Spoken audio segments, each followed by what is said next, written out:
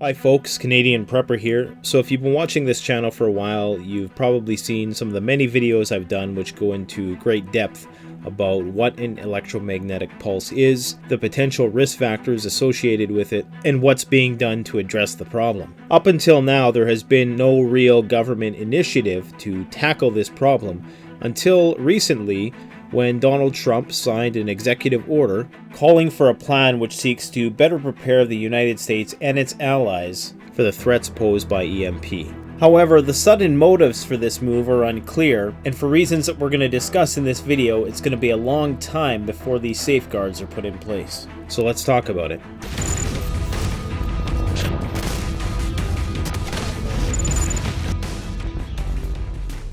Alright, so I recently made a video which talked about the National Infrastructure Advisory Council's report that they prepared for the Department of Homeland Security, and in that report they outline all the threats posed to the United States critical infrastructure, and of course critical infrastructure in the US is pretty much the same as it is in any other Western country, although the priorities are a bit different. I'm not going to go into great detail about that. If you don't know what an EMP is, go and watch my video entitled Electromagnetic Pulse Power Grid, Can It End Civilization? That will basically tell you most of what you need to know about the threats of EMP. Now, as I said, this has been brewing for some time. The mainstream media have periodically picked up stories about the threats of EMP, mostly for shock value, but it's only now that there's actually been a government initiative to deal with the issue in the public sector. Certain military systems are already hardened for EMP. One of the major hurdles, however, is that the public and private sectors need to work together in order for any strategy that seeks to harden the grid against EMP for it to work. The public and the private sector have to work together. Otherwise, it's simply not going to work. So there's 12 sectors outlined by the Department of Homeland Security. I've done a couple videos on these 12 sectors, and you can go and watch those videos. I'll post links in the description as well. The main sector that's going to be impacted by EMP is obviously the power grid. All of the other sectors, be it the chemical sector, commercial facilities, communications, critical manufacturing, dams, the defense industrial sector, emergency services, food and agriculture, healthcare and public health, government facilities, the financial sector, the information tech sector, nuclear reactors, waste and water systems, and transportation systems, they all require the power grid to function. If the power grid goes down, basically all of those things are going to be negatively impacted, and it's going to be absolute chaos. Now, in theory, because this isn't 100% proven yet, they don't know all of the vulnerabilities of the system, but they're probably going to find out in the next few years as a result of this initiative. The theory is that an electromagnetic pulse can cause a catastrophic total nationwide collapse of the power grid, and that 90% of people over the course of a year could potentially die as a result of not having access to critical services. An EMP of that scale would have to be a moderately sized, finely tuned nuclear weapon which was detonated over the continental United States at a very high altitude and could essentially damage the larger transformers which require the distribution of power throughout the grid. Often these transformers are manufactured outside of the United States and require parts from all around the world. And in the best of times, it can take up to 2 years to get some of these transformers delivered. So if you could imagine in a without rule of law anarchic scenario that might follow a 6-month plus prolonged grid down scenario, trying to fix transformers in the thick of that would be very challenging, to say the least. Needless to say, the nation would be under some pretty intense martial law situation at that point. That's the only way you'd ever be able to maintain order in order to repair the grid. There's also the threat of coronal mass ejection from the sun, which would result in a solar flare, which would essentially fry the power grid. This happened in the 1800s. It happens periodically. There was an event called the Carrington event, which fried telegraph lines, and they said that it was so luminous that you could see the northern lights all the way from the equator. This is well documented. This is not a theory. This is well documented fact. And if something like that, of that magnitude, were to happen today, we would be in big trouble. Our power grid simply is not prepared to endure that sort of thing.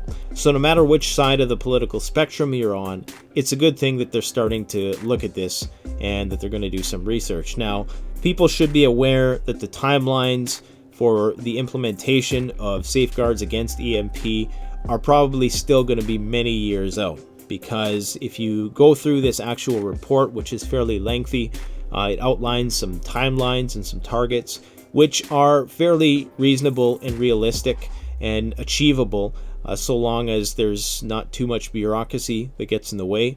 But the fact is that it's probably going to take 4 years to implement anything that is going to significantly safeguard the United States against these sort of things. And there has been much debate around whether or not it's even possible to safeguard the power grid, at least in its entirety, from an electromagnetic pulse effect. I can't remember the exact video. If I can find it, I'll post a link into the description, but there is a engineer who's explaining that the transformers, the way they're designed, at least in their current form, it'd be very challenging to hardwire them against electromagnetic pulse. Other people argue to the contrary. Needless to say, it's going to cost billions of dollars. They say it's only going to cost a few $1 billion, but you can probably multiply that number many times over if you actually want to get the job done right, and that's typically how these things are. This is going to be increasingly more relevant as they bring in the whole 5G smart grid, and we're going to be even more hardwired and dependent on electricity for our species' survival. Essentially, the more deeper we go down that road into becoming a technologically dependent civilization, the greater we are at risk should that carpet ever be pulled from under our feet. Now, like I said, I think this is a great first step in alleviating some of our concerns about EMP, but people need to be realistic about what this actually is. The whole purpose of this is to get some research and development in process and try to find a way basically to have the public and the private sectors collaborate in order for this to work, because a lot of the power distribution within the United States is privatized. So you have to provide incentives for those power companies to harden their grid against EMP. Otherwise, it doesn't work if somebody isn't partaking. If there's weak links in the chain, then that creates vulnerabilities within the system. So I'm just going to read you a little snippet of this executive order. I'm going to post a link in the description to the actual article that you can read. It is the policy of the United States to prepare for the effects of EMPs through targeted approaches that coordinate whole of government activities and encourage private sector engagement.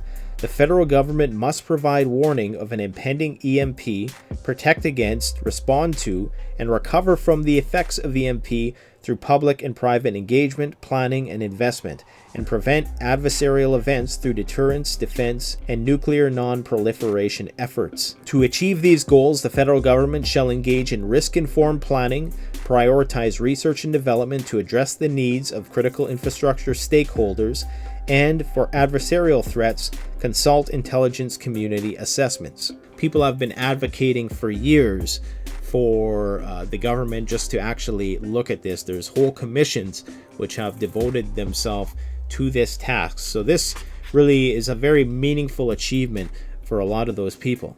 So the Assistant of the President for National Security Affairs, APNSA, through National Security Council staff and in consultation with the Director of the Office of Science and Technological Policy, shall coordinate the development and implementation of executive branch actions to assess, prioritize, and manage the risks of EMPs. I find it quite appropriate that they pluralize EMP there, because a lot of people have it in their head that if there ever was some sort of attack launched, that it would just be a single high altitude warhead. But the reality is it could potentially be dozens detonated, throughout over the continental United States. And in the same way that you wouldn't only have one nuke hitting major cities in a full nuclear exchange, you'd probably have 4 or 5 pegged for some of the biggest cities. And that's how it will work. It's not just going to be one each. So expect that if there ever was something like this of this magnitude, it would probably be multiples. Now, some YouTubers have suspected that this is indicative of some underlying clandestine operation that's going on, which knows something that we don't, and that they know that perhaps there's a potential conflict on the horizon, and that's why they're hardening the grid against EMP. I think it's probably a lot of speculation at this point, but one thing is for sure, and I'll say again, as we become more hardwired on the grid and as we become more dependent on technology, not even from potential conflict. Look, a solar flare would create potentially far more damage than a nuke detonated over the continental United States. Now, because of how EMP works, it probably wouldn't fry the smaller electronics like a high-altitude nuclear warhead would, but it would definitely destroy the transformers and could potentially do a lot worse. And when speculating about that, we should also put this in its political context, that indeed this is a way for Trump to appease his voting base. But regardless of the motivations, it's still a step in the right direction. And arguably, there's not a real monetary commitment being put forth here. It's just saying that they're going to do something. It's not proposing a budget yet. Of course, they're not going to be able to provide estimates for that sort of thing until they really know what the actual vulnerabilities are. So this is a good political play by Trump, because it appeases his voter base without actually having to commit a whole lot from the federal budget, at least for the next 2 years. I mean, they'll put in a couple $1 million to research and development and consulting, but the big work is not going to start for several years on this. That's what people need to understand. So if we get hit within that time, we're still screwed. And as I've said before, there are some cynical engineers out there who don't think that we can adequately mitigate the EMP threat, at least not with conventional methods. So just to put in perspective how long this is going to take, there's a subsection within the document which indicates that within 4 years of the date of this order, the Secretary of the Interior shall complete a magnetotelluric survey of the contiguous United States to help critical infrastructure owners and operators conduct EMP vulnerability assessments. So, I mean, we're talking 4 years out that they're even going to be able to do some testing to see if whatever systems they put in place work. And this is government timeline, so we need to understand that this is still a long way out. Although it's a great step in the right direction, and it's what we probably would expect, this isn't going to be like the Apollo program or the Manhattan Project level of resources committed to this. And in the meantime, that means we are still going to be very vulnerable. So all I'm saying is have realistic expectations of the outcomes of this. It's not time yet to throw away your Faraday cages, not by a long shot. And please, if you have any insights, if you've read through the executive order yourself and you were able to infer some other points of significance, feel free to make note of that in the comments section below. Thanks for watching. Canadian Prepper out. The best way to support this YouTube channel is to support yourself by gearing up through CanadianPreparedness.com or bugoutroll.ca. Premium quality gear at the best possible price using the incredibly secure and easy to use Shopify platform. We offer free shipping to the United States for orders over $200 USD and free shipping to Canada over $75. So support the channel by supporting yourself.